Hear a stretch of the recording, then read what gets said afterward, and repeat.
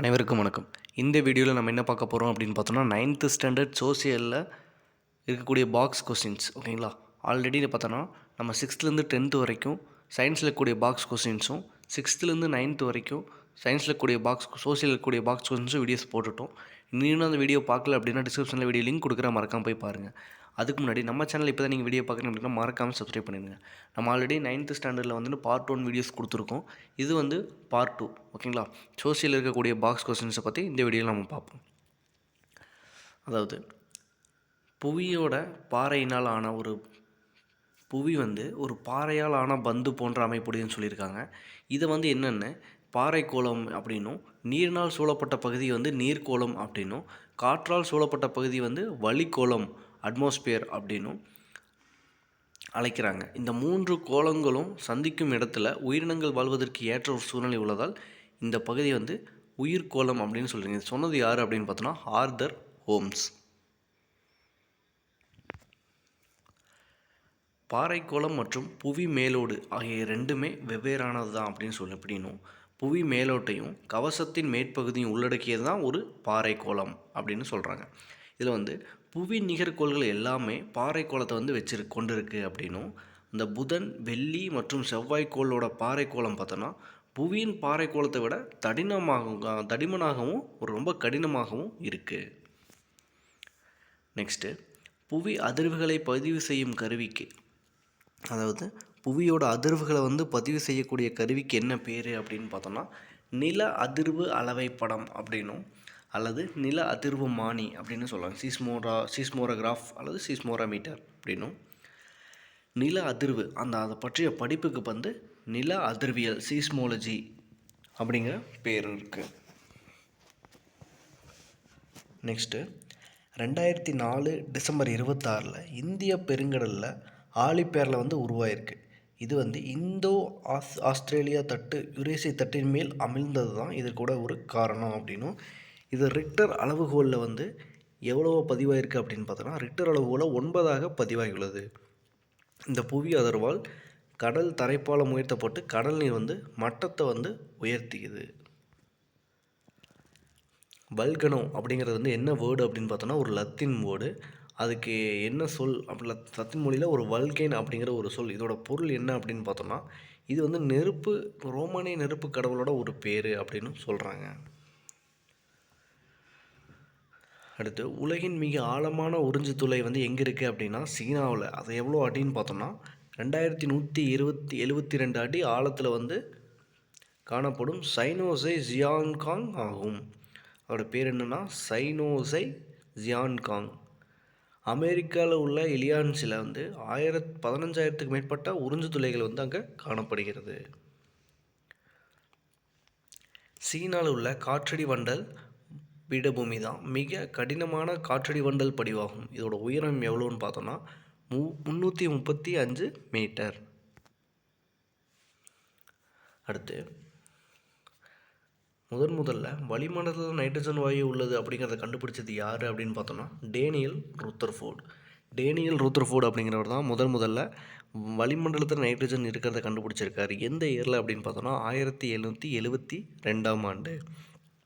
அதே மாதிரி வளிமண்டலத்தில் ஆக்சிஜன் இருக்கிறத கண்டுபிடிச்சது யாருன்னு பார்த்தோன்னா ஜோசப் பிரெட்ஸ்லி. எந்த இயர்னு பார்த்தோன்னா 1774. சூரியனின் மேற்பரப்பில் உருவாகும் ஒரு காந்த புயலின் காரணமாக தான் வெளியேற்றப்படும் மின்னணுக்களால் துருவப்பகுதியில் நள்ளிரவு வானத்தில் வானவேடிக்கையின் மாதிரி ஒரு உருவாகும் ஒரு பலவண்ண ஒளிச்சிதல் காட்சி தோன்றுகிறது. இதுக்கு என்ன பேர் அப்படின்னு பார்த்தோம்னா அரோராஸ். அதாவது காற்று வீசுறக்கூடிய பக்கத்தில் அதுக்கான எதிர் திசை என்ன சொல்லுவாங்க அப்படின்னு பார்த்தோம்னா காற்று மோதும் பக்கம் அப்படின்னும். இங்கே அதிகமான மழைப்பொழிவு கிடைக்கிறது. காற்று வீசும் திசைக்கு மறைவாக உள்ள பகுதியை பார்த்தோம்னா காற்று மோதா பக்கம். இங்கே மிக குறைவான மழை கிடைக்கும். கடல் மட்டத்தில் காணப்படும் காற்றழுத்தம் பார்த்தோன்னா 1/3 எவரெஸ்ட் சிகரத்தில் காணப்படுகிறது. கடல் மட்டத்தில் காணப்படும் காற்றழுத்தத்தில் 1/3 தான் எவரெஸ்ட் சிகரத்தில் காணப்படுகிறது. நாம் விமானத்தில் பயணிக்கும் போதோ அல்லது மலை பிரதேச சாலையில் பயணிக்கும் போது காதுகள் அடைப்பதற்கு காரணம் வந்துன்னா அதுக்கான உயர்வு தான் காரணம். காரணம் என்னன்னா காற்றழுத்து அந்த காற்றழுத்தத்துக்கு ஏற்றவாறு வந்து காதுகள் வந்து நம்ம வந்து சரி செஞ்சு கொள்ளுக்குது. அடுத்து நில வரைபடத்தில் சம காற்றழுத்தம் கொண்ட இடங்களை இணைக்கும் கோடுகளுக்கு என்ன பேர் அப்படின்னு பார்த்தோன்னா சம அழுத்த கோடுகள்.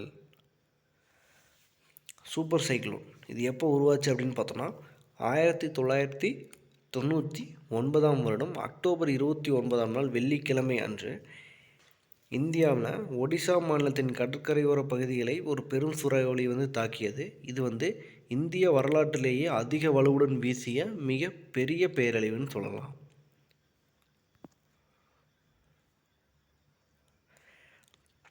அடுத்து இந்திய பெருங்கடலில் உருவாகக்கூடிய சூறாவளிக்கு பெயர் சூட்டுவது தொடர்பாக பங்களாதேஷ், இந்தியா, மாலத்தீவு, மியான்மர், ஓமன், பாகிஸ்தான் மற்றும் தாய்லாந்து ஆகிய நாடுகள் வந்து பங்கேற்ற ஒரு கூட்டம் பார்த்தோன்னா எப்போ நடந்துச்சுன்னா 2000 ஆண்டு நடந்தது. அதுக்கு பிறகு 2004ஆம் ஆண்டு வந்து ஒவ்வொரு நாடும் வந்து சூறாவளிக்கான ஒரு பெயர் பட்டியலை வந்து கொடுத்தாங்க. இந்த பெயர் பட்டியலின் அடிப்படையில் தான் ஒவ்வொரு முறை சூறாவளி உருவாகும் போது இப்பட்டியலில் உள்ள பெயர்களை வரிசைகரமாக பயன்படுத்தி வருகிறோம். இப்போ ஒரு இடத்துல புயல் உருவாகுது. சூறாவளி உருவாகும் போது அதுக்கு ஒவ்வொரு பேர் வைக்கிறாங்க. அதெல்லாமே இந்த பட்டியலிருந்து தேர்ந்தெடுக்கப்பட்ட பெயர்கள் தான்.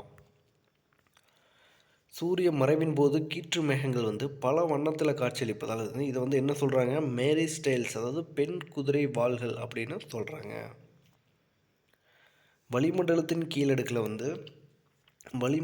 கீழடுக்கில் அந்த பகுதியில் மட்டும்தான் அனைத்து வகையான மேகங்களும் காணப்படுகிறது. வளிமண்டலத்தின் கீழடுக்கு எதை சொல்லுவாங்க, ட்ரோபோஸ்பியர் அப்படின்னு சொல்லுவாங்க. அந்த ட்ரோபோஸ்பியரில் தான் அனைத்து வகையான மேகங்கள் எல்லாமே அதிகமான மேகங்கள், எல்லா வகையான மேகங்களும் இந்த ட்ரோபோஸ்பியர் பகுதியில் தான் காணப்படுகிறது. இன்னும் அந்த இதுக்கு எக்ஸாம்பிள் பார்த்தீங்கன்னா கீற்று மேகங்கள், கீற்றுப்படை மேகங்கள், கீற்றுத்திரள் மேகங்கள், அப்புறம் பார்த்தீங்கன்னா கார் மேகங்கள், கீழ்மட்ட மேகங்கள் எல்லாமே பார்த்தோன்னா அந்த ட்ரோபோஸ்பியர் அப்படிங்கிற அடுக்குக்கு கீழே மட்டும்தான் அனைத்து வகையான மேகங்களும் காணப்படுகிறது.